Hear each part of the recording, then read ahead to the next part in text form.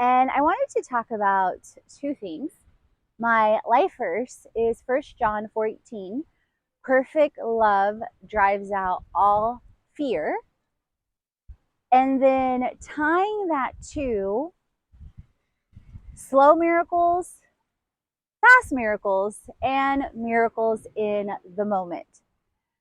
So many times when we are being or becoming in the process, or waiting for something that is our deepest heart's desire, it can feel very vulnerable, very uncomfortable, and if we allow it, very transformative. And recently, as I was listening to 100 Days of Believing Bigger with Marshawn Evans Daniels, she talked about slow miracles and fast miracles. But as I was listening, I was also reminded by the Holy Spirit of miracles in the moment. So when we experience something that we deeply desire quickly, which obviously can happen quickly, and another one of my favorite scriptures is a day is like 1,000 years, and 1,000 years is like a day. And I'm paraphrasing a part of it from Isaiah.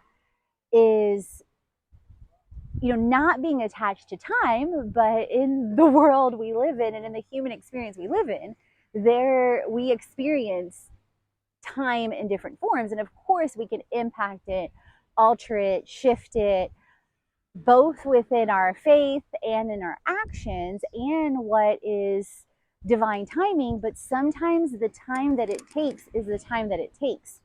So that is when we get to surrender. And in the fast miracles, there's not a lot of waiting. There's not a lot of resistance. Like, I'll use my example of losing 55 plus pounds, say in a year and a half. That was relatively fast once I focused and the time flew by.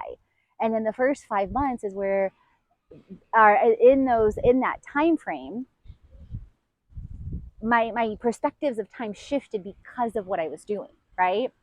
But a really fast miracle, or a faster miracle, I would say, is some of you have heard about when I was in Colombia and I was waiting on an Uber. Let me paraphrase. When I was in Colombia, in Bogota, and my phone was robbed and returned to me within less than 10 minutes. And immediately, you guys, I felt like this crazy, like, Holy Spirit thing happening, because I was wearing, like, picture this, little short blonde girl wearing a bandana, sunglasses, a fuchsia type dress in Bogota, Colombia, in Medellin, Colombia, because I was in Bogota, Medellin, and Cartagena. This was in Medellin, and some sandals. And as I was waiting for the Uber, this guy comes, and I was holding my phone pretty well, but in front of a bank, he comes and grabs the phone. Okay, and I had never had anything like that happen in all my years of travel. And literally something like took over. And I started running down the street. It was my first day in Medellin, running down the street, not knowing anything yet about the culture and community of protection of people, especially because of their history and different things, right? I started taking off. So it's like a movie moment, taking off and running and screaming in Spanish, ayúdame, ayúdame, él me robó, which translates to help me, he robbed me. Okay, because I, like, my brain and, like, the Spirit was taking over in that moment to, like, I guess, like, literally inhabited my body and gave me the exact words to say, and as short as possible as I'm running down the street, right? And out of nowhere, but not out of nowhere, all these people started coming out of their shops and different things and helping me and saying, he went this way, he went this way, he went this way. In the meantime, this other guy comes over, or is running too, and they confuse him and think that he's him. And I'm like, it's not him. And even if it was, because they started hitting him and beating him, I'm like, please don't kill anybody on account of my phone, okay? In Spanish. And I kept praying, like, immediately when it happened, I kept praying, with the Holy Spirit that I said, okay, God, I don't know what you're going to do in this, but create some sort of miracle, do something out of this in some way, shape, or form. And within literally 10 minutes, you guys, all that's happening, the police come up. The police station in the center of Medellin is like 5 minutes away. And the policeman lets me borrow his phone. And I'm looking up and signing in, or about to sign into my Apple to GPS track my phone. They had the other guy in case he was involved somehow. And in that moment, three guys walk up, like literally like the three magi. Like it was crazy. And they're like, is this your phone? And I'm like, oh my God. And I had like chills all up and down my body. And I'm like, I don't know, in Spanish, let me see. And they pull it out, not a scratch on it. And they said, as soon as you started yelling and running, the guy took off in the other direction after he placed your phone on the sidewalk because he was terrified because he knew what was going to happen. And the other guy was like beat up pretty bad. And I still don't know if he had anything to do with it. Anyway, returned my phone without a scratch. I asked them, like, do you want lunch? Do you want a tip? And they're like, no, just share on social media, share in different ways that it's safe for people to come visit here, right?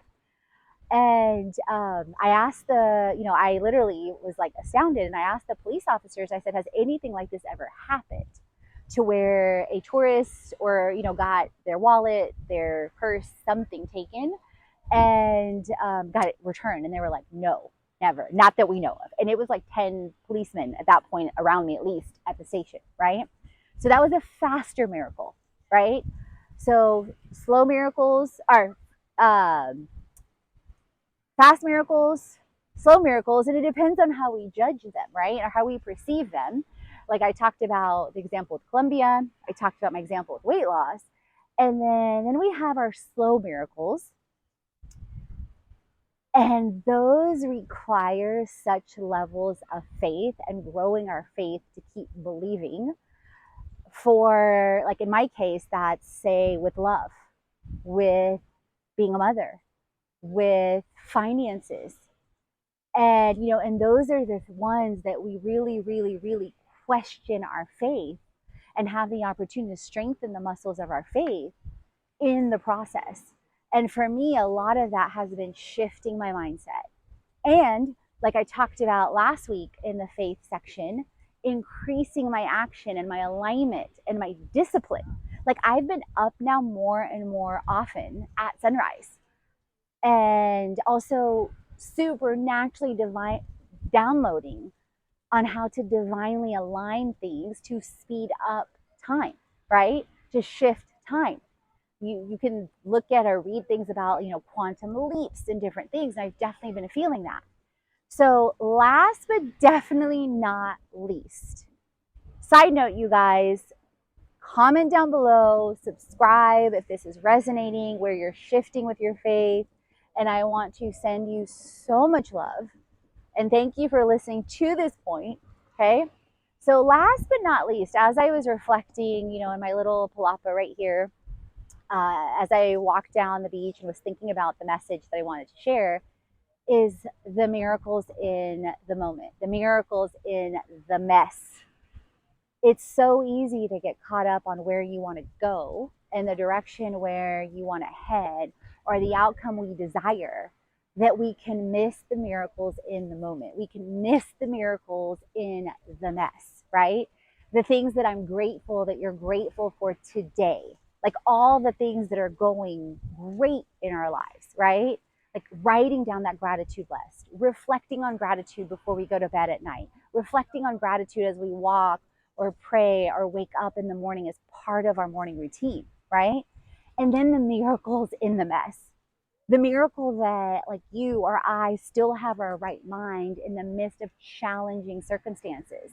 And I know all of you or many of you are going through, things ranging from things with family and marriages that are challenging, to health, to parents and families' health, to finances, to anxiety, to depression, to so many other things in this human experience. So I want to encourage you to release the attachment to the amount of time that it takes, and to find the miracles in the moment, to find the miracles in the mess, to shift your spirit in so many ways. And as always, guys, I want to remind you to create, transform, and inspire because you are born to.